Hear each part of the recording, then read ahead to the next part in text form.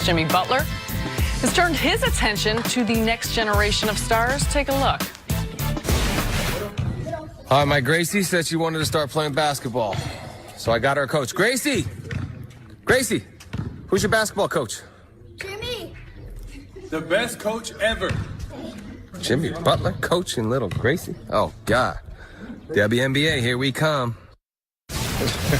Jimmy Butler and Mark Wahlberg are longtime, really close friends, evidently, from what I've read. I didn't know Jimmy Butler's in the coaching business. That's really cool. No, I think he was in Chicago, Mark Wahlberg. He met him in Chicago, and they became good friends. I think he was filming a movie or something in Chicago, and Jimmy Butler went on set, and they became good friends. That's nice. Jimmy Butler really trying to repair his image and everything, working with kids and everything. He's messed up a couple locker rooms. Did you see the background there, see? It looked like it was your old neck of the woods. I think that was up in the Hollywood Hills, where you briefly laid your head.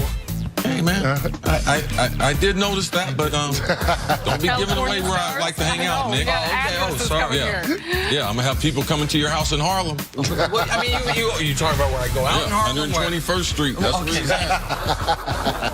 Back to Kawhi Leonard. In the corner with a black and mild. Holla, holla. Leonard's in the midst of a dominant playoff run where he's averaging over 31 points per game. Clippers head coach Doc Rivers had high praise for the star, calling Kawhi's recent play the most like Jordan that we've seen. He'll have to continue this run to take down the Warriors. Here's Steph Curry on facing Kawhi. He's a scorer, and he plays at his own pace really well. You try to speed him up, try to show him bodies, or play him one-on-one, and he has confidence to be able to get to a spot. So it's one of those things where one-on-one defense, you got to take that challenge, whoever's guarding him, try to force him into tough shots, understand he's going to make some of them, don't get deflated, get the ball out, go right back at him. But over the course of 48, same thing we do with any great scorer that we play against. It usually is not one person that we're going to leave on an island, but just got to make it tough on them, same way that they try to do to us, no matter who we play. All right, Antoine, how can the Warriors slow down Kawhi? They have to have the same approach that they had when they guarded Damian Lillard last series, where they trapped him in a pick and roll, kind of showed him a double team, and make Kawhi become a willing passer, which he is now in his career. He's definitely a willing passer. But you got to get the ball in his hands as much as possible and not allow him to get one-on-one opportunities every time down the floor. You got to show him different coverages, and then you got to hit him with multiple guys. I think obviously this is what it hurts not having Kevin Durant, because now you got another guy who's 7 feet with quick feet that can probably guard him and challenge at the rim. But you got Andre Iguodala, who's used to guarding guys like this with their skill level, this type of skill level. He'll be able to do a pretty good job on them. Then you got to figure out who's going to be that next guy. Is it going to be Klay Thompson? Are you willing to take that chance and get in foul trouble? Jordan Bell, do you trust the young guy Jordan Bell to guard him? Alfonso McKinney, this is his first time in the finals. So do you trust those young guys to come in and give minutes at that spot with Kawhi Leonard, which is a guy who can get you 35, 40 points at any given moment? He's shown that, obviously, throughout the playoffs. So you got to double him, limit his touches, make him a willing passer. I don't think you're going to just shut him down, but you have to take the ball in his hands as much as possible. Well, we have seen the Warriors, and they've played against some other stars. Nick, you mentioned it. You mentioned Damian Lillard, what they did against him. Other stars that they faced, James Harden, when they faced him. The biggest problem is that these guys ignited the offense.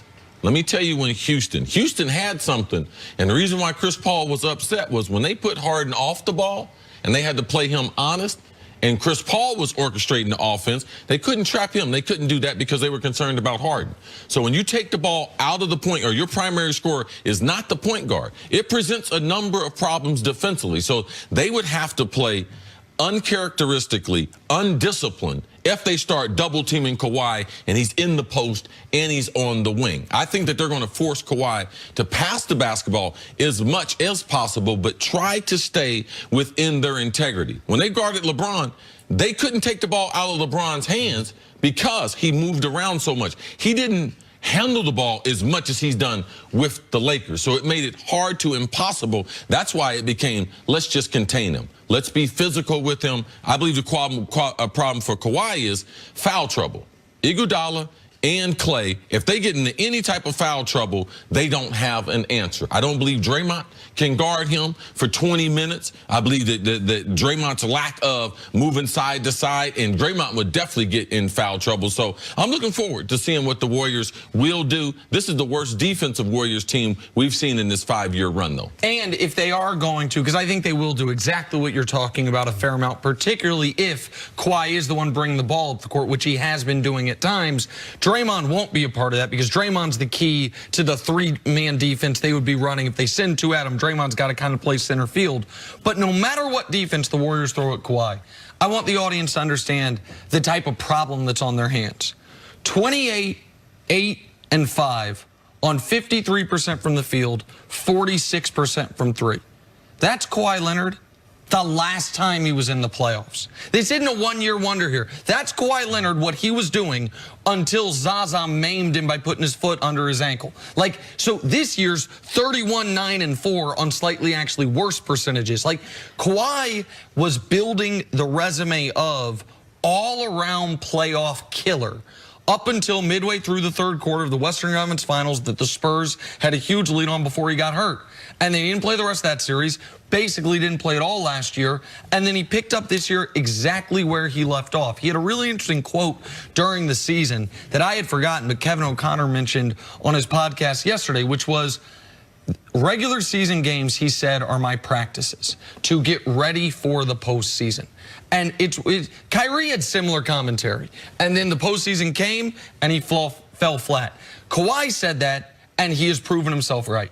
The load management, the working on the weaknesses in his game throughout the regular season, so he is peaking at the exact right moment, which is to say, no matter what defense they play, if they try to play him straight up, if they blitz him, if they do a little bit of both, if they have a rotation of guys on him, no matter what defense you throw at him, Kawhi is going to hurt you. The question is to what degree, and when you do force the ball out of his hands, who else can make shots, or are those guys going to miss the open shots he generates? With all that being said, Antoine, let's go back to what Doc Rivers mentioned, that this is the most like MJ that we've seen.